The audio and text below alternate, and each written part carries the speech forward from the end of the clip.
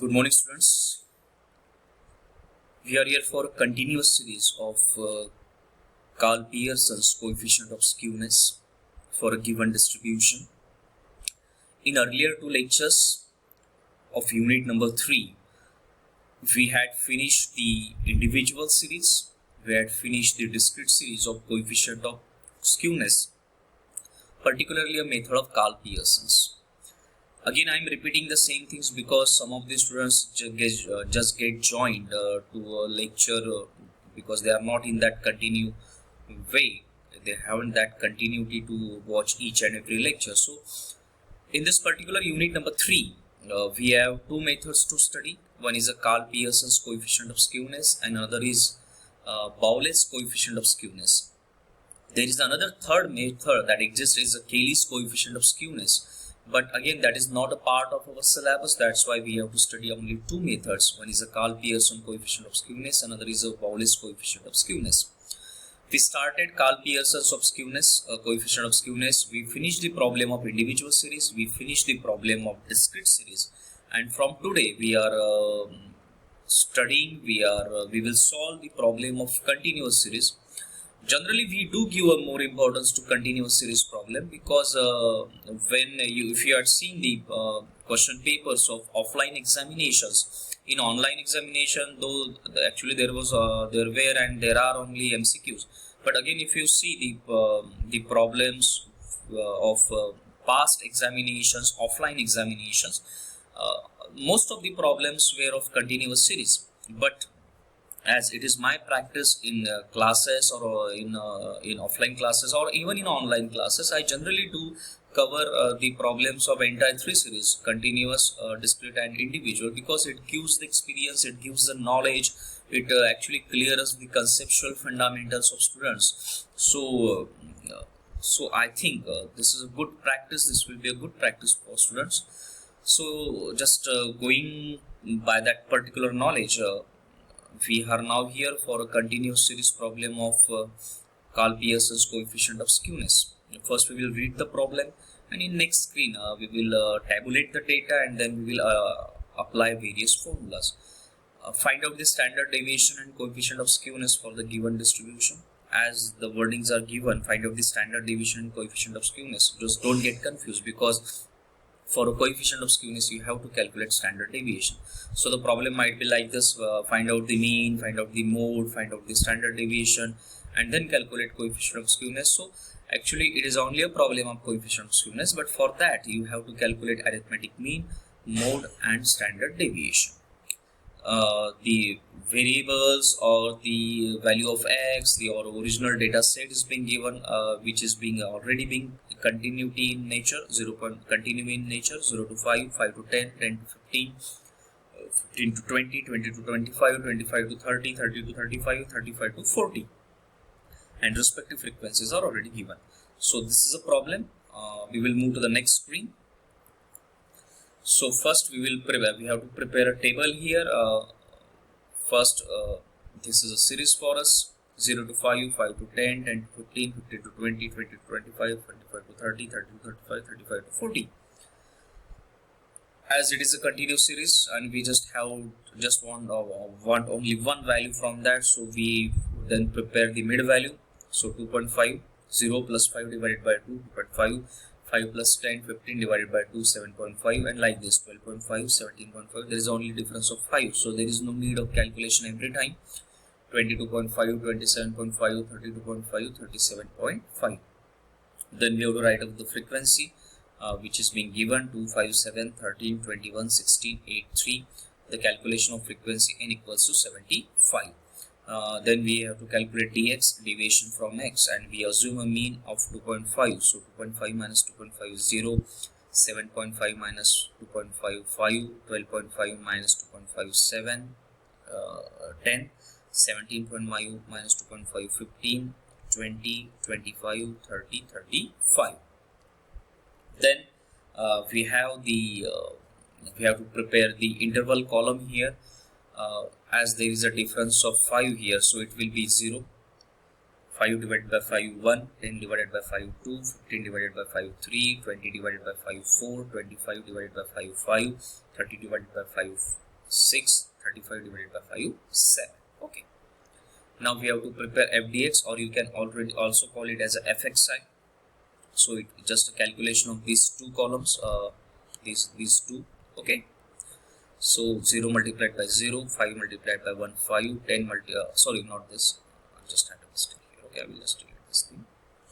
It's a calculation of frequency. Let me delete this thing. Okay. This one. Okay.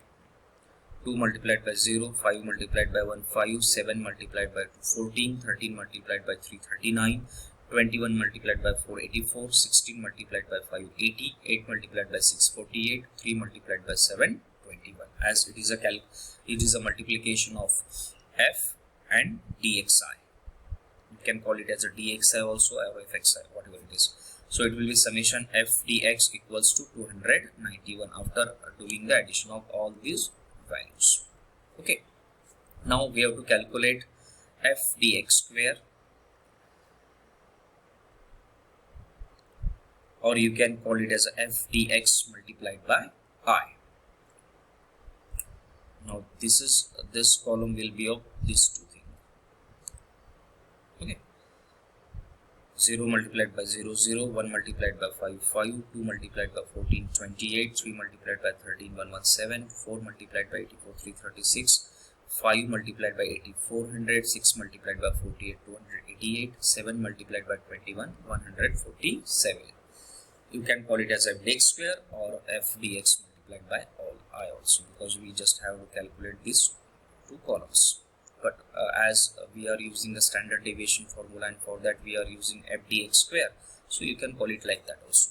So each and every unit has a different way of tabulating the data. So take every unit as a separate unit.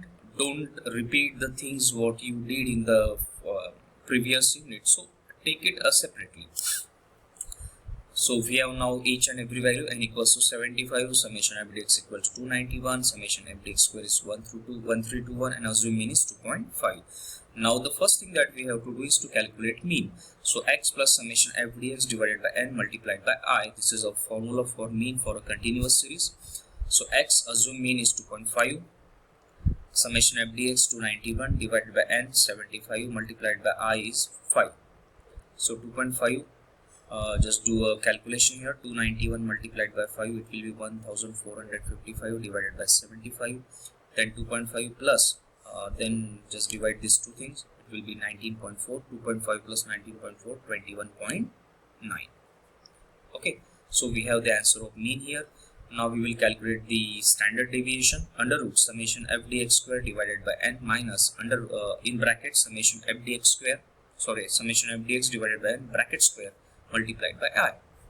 Now we will just put up the things. Summation f dx square 1321 divided by n 75 minus in bracket summation f dx 291 divided by 75 bracket complete square. This is everything is being in under root multiplied by 5. So 1321 divided by 75 will be 17.61 minus in bracket 291 divided by 75 will be 3.88 bracket square multiplied by 5.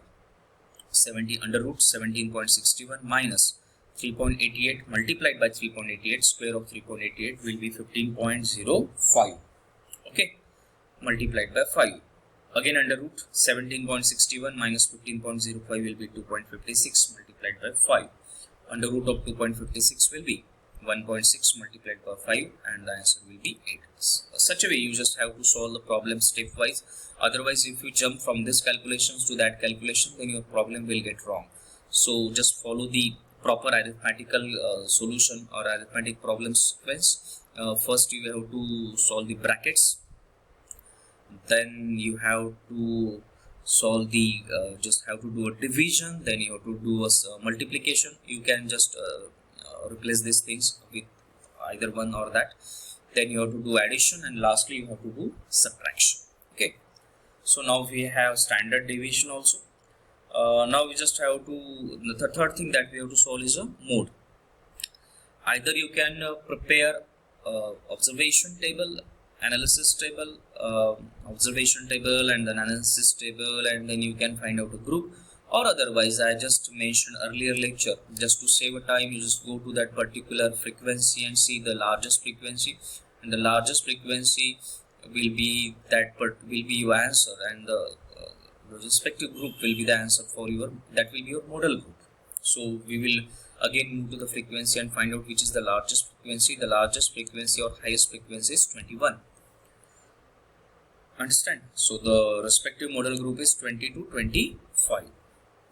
So mode lies in 20 to 25 group, which contains the maximum frequency. It is generally by observation method. If you want to solve, then you have to prepare the observation table and then analysis table. Okay. So now we will adopt the formula of use the formula of mode. L1 plus f1 minus f0 divided by 2f1 minus f0 minus f2 L2 minus L1. L1 lower limit 20 plus f1 the frequency that is 21 minus f0 previous frequency 13 divided by 2 f1 means 221 minus f0 13 and the latter frequency 16 in bracket L2 25 highest value of that particular group minus 20 lowest value of that particular group. So everything is being placed. We already solved the problem of mode of continuous series, so I think you are very much comfortable with the calculation of mode. We already solved these things in unit number first. So 20, after doing a calculation, 20 plus 8 divided by 42 minus 29 multiplied by 5, 20 plus 40 divided by 13 multiplied by 5. After calculating this part, we will have 20 plus 3.08, so it will be 23.08. Now we have three answers at our disposal. One is a mean, another is a standard deviation, and the third one is a mode. So using all those three things, we can solve the problem. We can find out the standard deviation. We can find out the coefficient of skewness for Karl Pearson. So now moving to the next slide. Coefficient of skewness, mean minus mode divided by standard deviation. So mean 21.9, let us check. Mean 21.9, yes. Then mode 23.08, okay. And standard deviation is 8 divided by 8. 21.9 minus 23.08 is minus 1.18 divided by 8.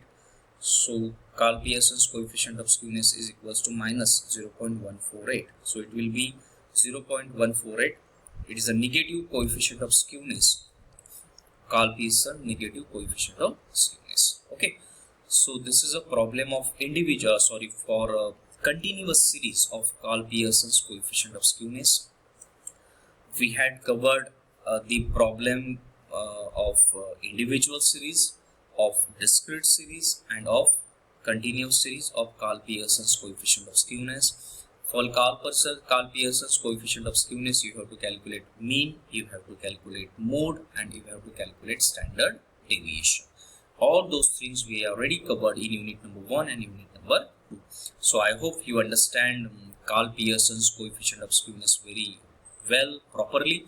Next lecture we will start the next part of this unit number 2, that is Bowles's coefficient of skewness.